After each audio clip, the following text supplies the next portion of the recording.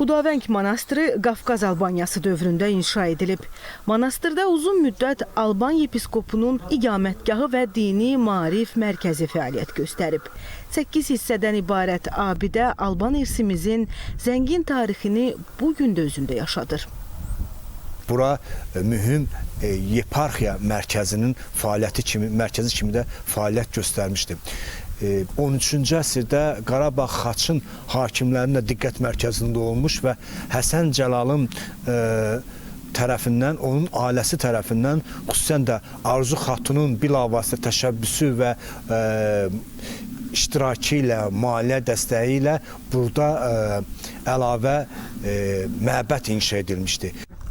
İşğal dövründə abidə vandalizmə məruz qalıb. Üzərində erməni dilində yazılar həkk olunub. Bu da işğalçı dövlətin tarixi saxtalaşdırma əməllərindən növbətçisi idi.